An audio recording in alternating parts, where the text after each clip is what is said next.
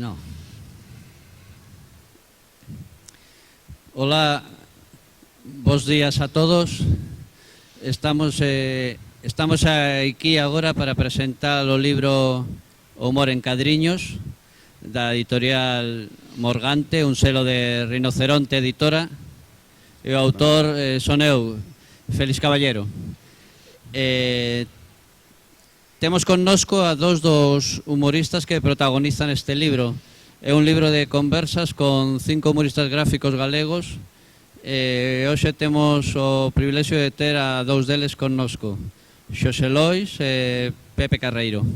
Estaba tamén anunciado Siro, pero desgraciadamente non puido vir porque está de viaxe en Madrid por motivos persoais. Entón, en primeiro lugar, quería agradecer ao Culturgal que nos desen a posibilidade de presentar o libro neste privilexiado lugar. Tamén a Rinoceronte pola confianza depositada en min e, por suposto, e sobre todo, os 5 humoristas que protagonizan o libro, que a máis de Carreiro e Xosé Lois e Siro son Xaquín Marín e Gogue, e que foron moi xenerosos co seu tempo e esforzo para que este libro fose unha realidade. Falando xa do contido do libro, penso que contra 1970 comezou a que eu polo menos creo que pode ser chamada a segunda idade de ouro do humor gráfico galego, ou alo menos a idade de prata, logo da primeira idade de ouro xenuína, que sería que protagonizaron Castelao e os debuxantes da súa xeración antes da guerra. Entón eu o que quixen facer neste libro é un repaso a esta segunda idade de ouro que, como digo, comezaría contra 1970, pero que acadaría a súa madureza nos anos 80 e 90. Un repaso a esa etapa e tamén unha reflexión sobre a figura e o traballo do humorista gráfico en Galicia, e facelo a través de 5 conversas con outros tantos humoristas que penso que foron os verdadeiros protagonistas dese tempo, non? Xunto a algún outro como Quesada, que desgraciadamente non puido participar no libro, Chichi Campos, que nos deixou prematuramente, e seguro que algún outro que tamén podería estar, pero había que escoller, e tamén os gustos persoais contan. Con respecto ao cuestionario das entrevistas, penso que son unas 40 preguntas en todos os casos. Parto dun cuestionario xeral e despois, lóxicamente, pois hai preguntas específicas sobre a trayectoria e as peculiaridades de cada humorista. En definitiva, creo que este é un libro máis deles que a meu. Eles son 5, como moito, eu diría que teño unha sexta parte de responsabilidade. Creo que se cadra o mérito principal do libro é ser unha canle para que estes humoristas poidan reflexionar en voz alta sobre o seu traballo, sobre o humor gráfico en Galicia, dar unha serie de opinións e de reflexións que se cadra fanse moitas veces eles mesmos ou do que teñen falado seguramente entre eles en encontros informais ou máis ou menos formais, pero que non sempre se atopan canles públicos para expresalas, non? Creo que ese é o mérito principal do libro. E agora o máis interesante para este acto é falar con eles. Imos facer un pequeno coloquio. Antes non sei se queredes dicir algo sobre o libro propiamente.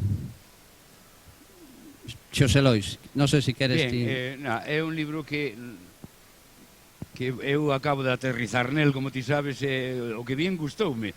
É unha forma máis de facer libros e de facer historia, un pouco historia do humor gráfico galego, cunha limitación de autores que ti saberás porque a fixeches. Non sei cal é o criterio que seguiches, se somos os millores, os piores, os máis vellos, os máis feos, non sei. O caso é que, bueno, está moi ben esta forma de facer. Ahora, o libro gústame incluso recuperaches un formato moi antigo, que é o formato do estilo das historietas e tal, non?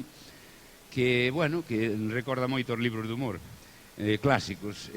Nada máis, é que non lín o libro aínda.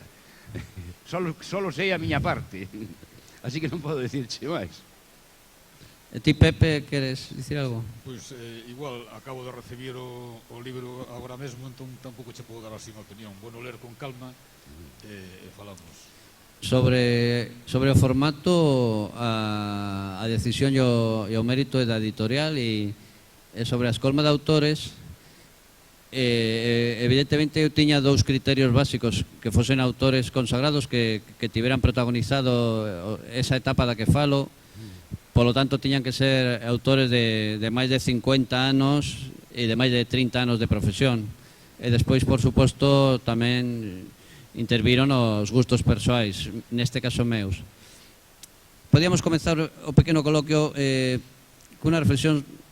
Quería que fixedes sobre si pensades, se sodes tan optimista como a min cando digo que podía ser cualificada esta etapa como a segunda idade de ouro do humor gráfico galego, a que comezou nos anos 70 e que acadou a madureza nos anos 80 e 90.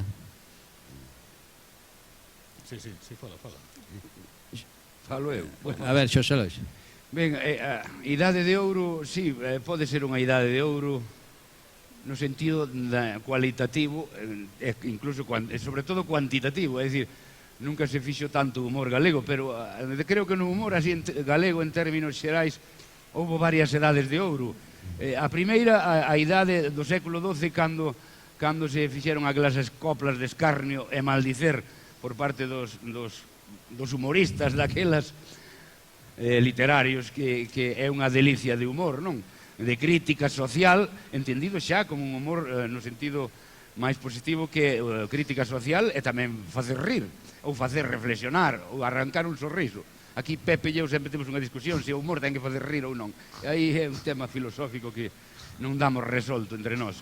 Pero o caso é que depois isto, claro, tamén hai humor, en Galicia hai humor nas pedras do románico, hai esculturas que son totalmente humorísticas, gárgolas que son unha muller mexando, con perdón, que a auga que sale dali é unha muller que está escarranchada mexando. Eso é puramente humor, eu non lle vexo outra cousa. Entón, pois está a idade de ouro grandísima, que o rexurdimento do humor. Incluso aí xa houve unha innovación, que é o humor gráfico, que é a época dos clásicos Castelao, Fernández Mazas e toda esta xente.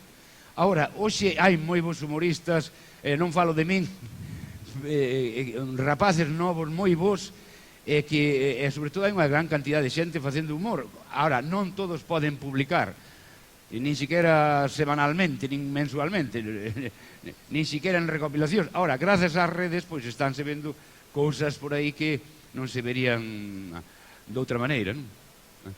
Pepe. Sí, eu non sei se foi unha idade de ouro ou non, pero desde logo sí que houve, como decía Xosé Lois, moitísima actividade, porque nesa data que ti contas, que foi, eu creo que a partir dos 80 máis ou menos, non? Sí. Saquí Marín e Siro empezaron un pouco antes, pois son máis vellos que nós, un pouco máis vellos, non? Pero despois, na época dos 80, houve moitas cousas, porque había, non sei, os que tendes os meus anos, igual lembrades, había moitísimas revistas tipo fanzine e de outro tipo, moitísimas revistas, todo o mundo facía revistas.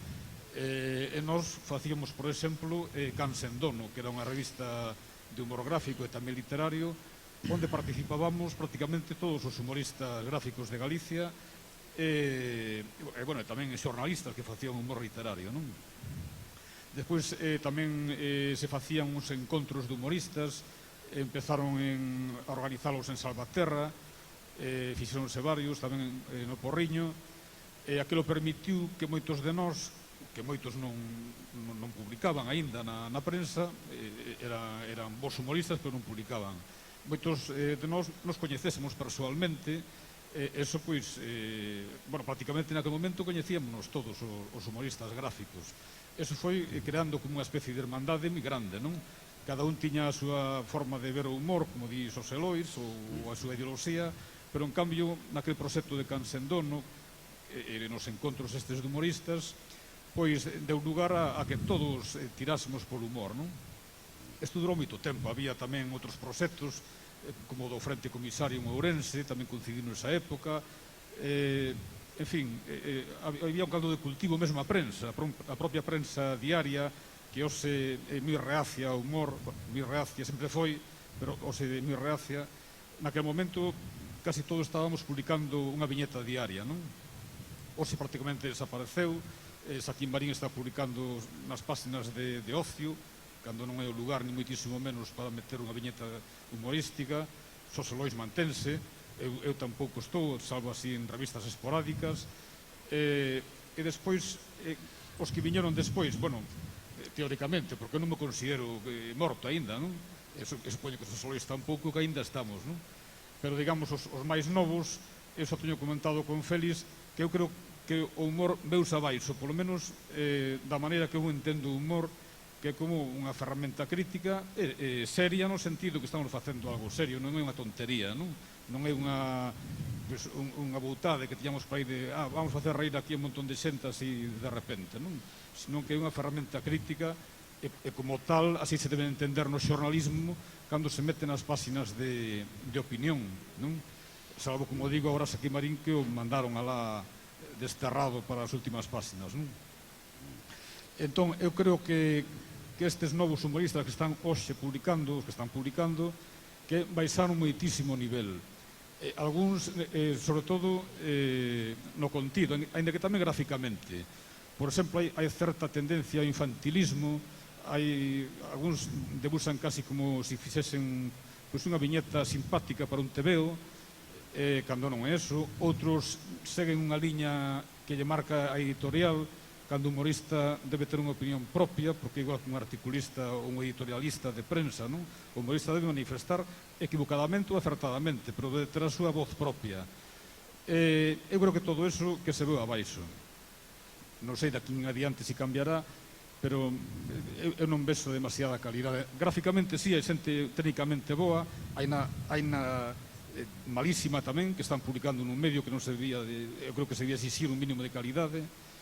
En xeral, eu nese sentido non o vexo ben o humor actual que está publicando, non? Ti, Xosé Lois, compartes esta visión pesimista de Carreiro? Bueno, algúns aspectos, sí, hai unha tendencia a facer un humor máis escatolóxico, plásticamente falando, máis agresivo, donde a cousa, a base humorística está a veces no insulto e na presentación de cousas moi fortes, tanto a nivel sexual como a nivel da concepción das cousas, non? A expresión. Pero é típico dun movimento que hai agora, que é, bueno, esta xente nova que expresa as cousas así. Ahora, indo ao contido humorístico, bueno, é outra forma de expresión do humor que ten moito éxito en algúns sectores. Ahora, que teñan contidos infantiloides e tal, sí, en moitos casos sí. Parece un tebeo, hai unha tendencia ao mortadelismo. A frivolizar, non? Sí, a frivolizar. E tal, pero bueno, tamén hai contidos humorísticos na propia figura, na propio debuxo, que teñen contido humorístico e aí hai humor tamén. Claro, nós os que plantexamos o humor como unha arma cargada de futuro, que eu non sei, ahora mesmo non sei se é certo, porque se o futuro é o pan e os cartos, non, o humor non é unha arma cargada de futuro, sigue sin dar cartos.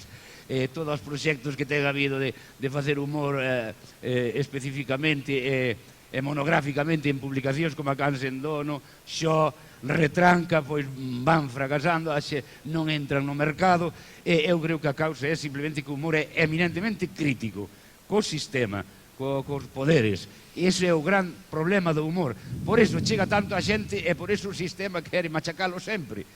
Sí, falando precisamente diso, gustaríame que faladades un pouquiño da pervivencia da censura nestas últimas décadas no humor gráfico, que se cadra é máis censura empresarial que administrativa.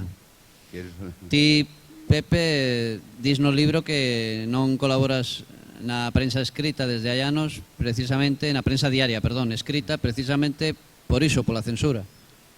Sí, o da censura é unha cousa xa obvia, é dicir, xa casi non fai falta nin dicir que existe, non?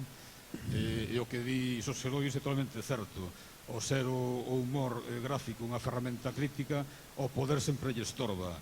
En todo caso, eu actualmente, hoxe, no día de hoxe, penso que xa incluso nin eso ten interese, porque é tal a obscenidade e a corrupción que hai de todas as institucións democráticas, por exemplo, o do poder económico, que xa non é necesario nin a censura, siquiera. É dicir, por exemplo, Gallardón acaba de indultar, que é ministro de Xustiza, de indultar aos Mossos de Esquadra que foron condenados polos tribunais, non? Isto mesmo fixo o anterior ministro de Xustiza do PSOE, Camaño. Tamén indultou un banqueiro. É obsceno, é dicir, o poder fai a corrupción ostensiblemente, o sea, non necesita nin da censura. Por lo tanto, e todas estas cousas, o que máis me incomoda, si nos podemos incomodar os humoristas, que tamén nos podemos incomodar, é que todos sabemos isto, é dicir, a censura funciona, efectivamente, hai censura por todos os lados, pero tamén nos podemos todos informar por todos os lados. É dicir, a ninguén se lle escapa que hai corrupción, porque os casos son manifestos, a ninguén se lle escapa que o Conselleiro de Cultura, que sería o principal encargado de defender a cultura galega, ataca a cultura galega, a ninguén se lle escapa que Rajoy ou Feijóo son mozos dos recados do poder financeiro, a ninguén se lle escapa isto. O sea, todos temos posibilidade de lelo, incluso nos medios máis convencionais, nos periódicos diarios máis convencionais, falan destas cousas. En cambio, que pasa? Que chegan a época das eleccións, como acaba de pasar en Galicia, esta xente sigue sacando votos. Mas en Cataluña acaba de sacar 1 millón de votos, por exemplo, non creo, máis ou menos. Cando acaba de recortar por todos os lados. Entón, somos todos responsables. É dicir, os a xente podes informar. Xa non podemos dicir, no, que a censura non di. A censura non di, pero iso vamos a deixarlo aí a un lado. É dicir, nós podemos informarnos de moitas maneiras e podemos contar de moitas maneiras, porque eu, efectivamente, non podo publicar nos diarios, pero podo publicar en internet, non pasa nada. É dicir, podemos informarnos. Por eso, isto da censura eu agora casi o teño en segundo plano. Temos que ir rematando e quería facelo cunha reflexión sobre se a globalización está a por en perigo o humor galego en xebre, a idea do humor galego, a retranca, etc., que sempre se manexou, non? Bueno, eu penso, a globalización no sentido que algúns entendemos que é o camiño hacia o pensamento único e tal, é a uniformización de todas as, entre comillas, que non sei se é posible, de todas as culturas e para confluir na cultura única dos grandes poderes que van controlar o mundo, o poder económico, pois claro que todo eso acaba co que é particular. Pero os que estamos aínda loitando para que se normalice a nosa cultura, pois vémonos asoballados de repente por alguén que quere xa volver para atrás cando ainda non chegamos. Entón, sí, efectivamente, todo o que sea globalizar no sentido de uniformizar o pensamento único, non, porque é o que está facendo a televisión galega e os medios en xeral, cando nos censuran é que queren que non haxa pensamentos discrepantes, que haxa pensamento único. E a cultura galega, por suposto, corre un peligro enorme coa globalización no sentido, porque non la venden como algo positivo, pero en xeral a globalización é algo negativo. Uniformizador é que tende a calar as voces discrepantes e a acaparar basicamente os mercados, que é o que interesa, non? Ti, Pepe, que pensas? Eu estou de acordo no que di Xosé Lois, pero eu creo que os perigos máis importantes neste momento, que a globalización tamén ten partes moi positivas, non? Como é o propio fenómeno de internet, non? Pero creo que o perigo que temos hoxe da nosa propia cultura, a nosa propia capacidade de expresión, está aquí dentro, é dicir, témolo nós, os propios galegos e as propias institucións galegas. De momento, aí onde está o perigo. Pois imos por remate a este acto. O stand da editorial Rinoceronte está xusto en fronte noso. Agora, se alguén quere que Carreiro ou Xosé Lois asine o libro, pois creo que o farán encantados. Nada máis. Bos días e graciñas pola súa asistencia.